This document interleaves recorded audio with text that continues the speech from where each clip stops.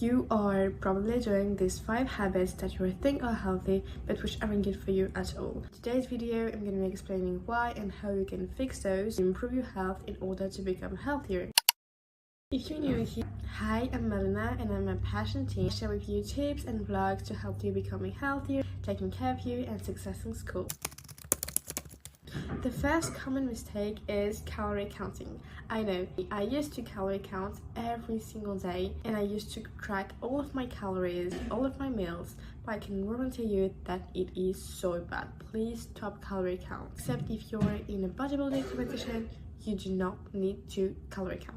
Calorie is just a simple unit of measurement and not something you have to rely on, because when you are doing calorie counting, you're actually counting the energy in the food and not the actual nutrients in it. However, when we eat something, our goal is to nourish our body with nutrients, vitamins, amino acids, but calorie counting doesn't guarantee the amount of nutrients and vitamins you're gonna get with the food.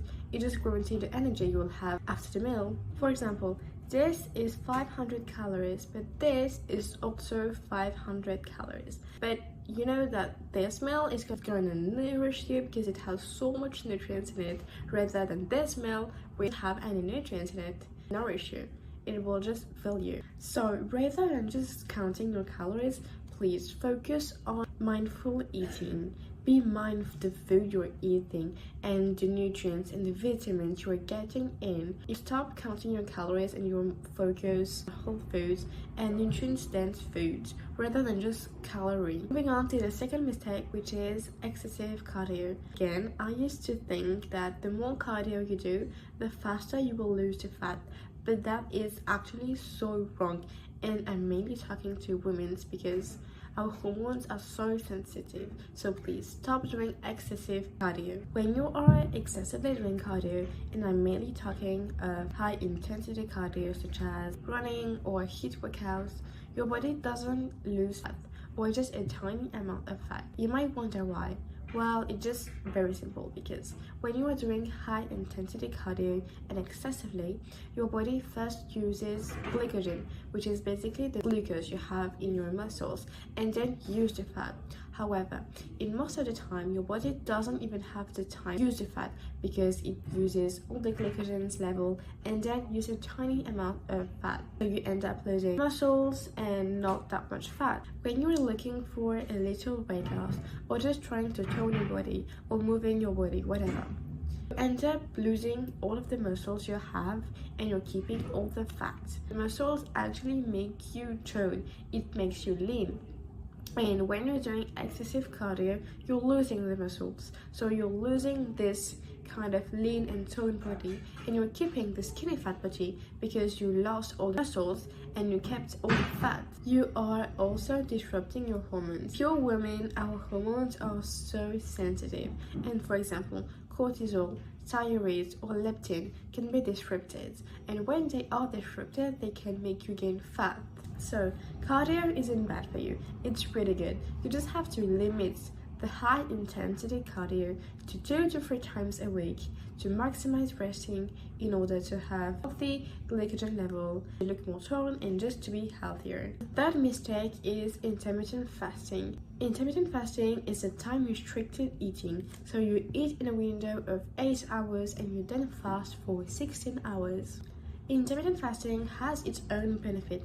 It can, for example, improve brain health, but when your body is already on a stress mode, like the majority of the people, and especially the women nowadays, you're just disrupting your cortisol, which is also known as the stress hormone, which regulates your humor, your plasticity, and your prefrontal cortex in your brain. So before doing intermittent fasting, make sure that your body isn't on the stress mode. Make sure to not be on your luteal or your menstrual phase if you're a woman, because your body is already stressed and inflamed. Also, if you saw someone on the internet doing it, but when you're doing it, you're feeling exhausted or you feel low in energy, please stop, because it can be good or really good on someone's body. But if it's not good for you and you don't feel the benefits, you don't have to keep doing intermittent fasting. Listen to your body, and if intermittent fasting isn't good for you and you're feeling low in energy, just stop and do not continue because you saw someone on Instagram doing it. And the last habit is to work out as the only movement of the day. Again, I used to do that 2 years ago. I used to do only one workout a day and think that, oh, it's good, it's fine, I did my workout, I don't have to move anymore. But that is still wrong. And the problem isn't the workout in itself. It's quite the opposite. Working out is really good for you. It has so many benefits and I really want you to work out every day. But the problem isn't the workout. Again, the problem is that you're moving your body only through the workouts and you'll then sit on the couch all day long. Suppose that you hit the gym this morning for 1 hour.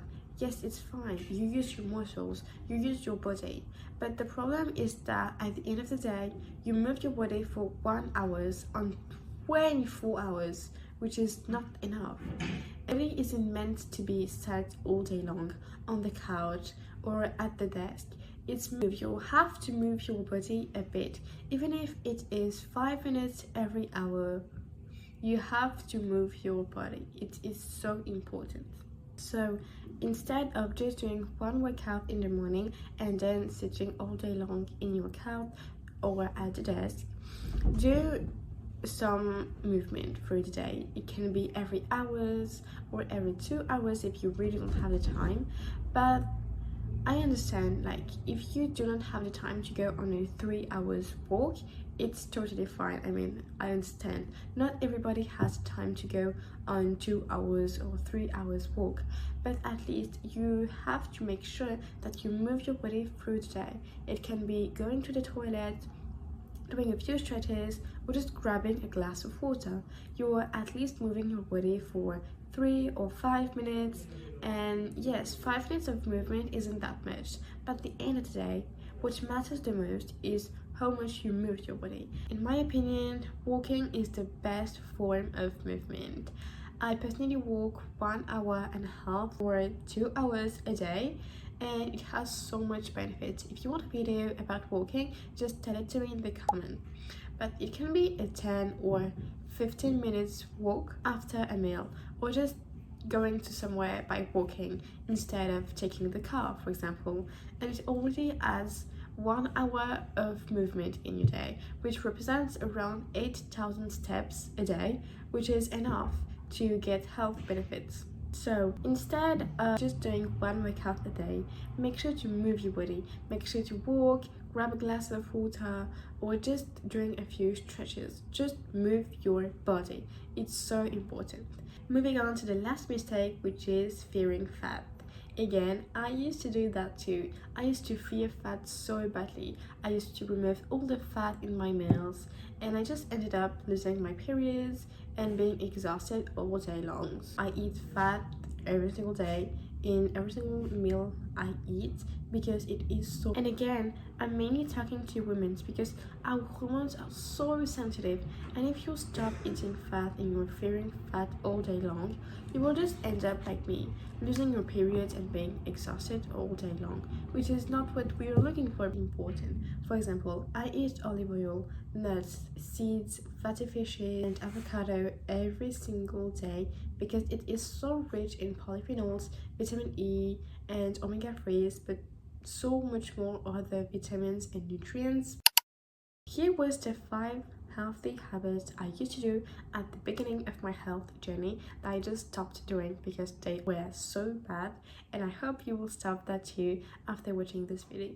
The thing I learned is that all the trendy diets you see on the internet isn't good for you, because I used to copy the same things I saw on TikTok and Instagram. For example, if someone was doing intermittent fasting and another woman was not eating carbs, I will do the same because I thought that, oh, she's not eating carbs, she's doing intermittent fasting, she is drinking green juices, oh, it's healthy, so I'm gonna do the same. But it's so wrong because you have to listen to your own body. You have to be mindful of the food you're eating, because I was doing all the things I saw on the internet: intermittent fasting, cutting carbs, not eating sugar, waking up at 5 a.m, blah blah blah. I was doing that to become healthy, but I just ended up being exhausting and losing my periods. And the goal when you want to have a healthy body is to have energy and not to be low in energy. When I lost my periods and I was exhausted all day long, it was just a proof that I wasn't healthy and all the things I was doing were bad for me. You can get some inspiration from the women you see on the internet, and sometimes they share really good tips, but sometimes you have to really listen to your body. You have to listen to what is good for you. And if you're doing something in order to become healthy but you're feeling exhausted, and then you have to stop. Something can be good on someone's body and can end up being really bad on your body. So if you have any other video ideas that you would like to see on this channel, or if you like this video, don't forget to tell it to me in the comments, subscribe to my channels and like my video. Bye!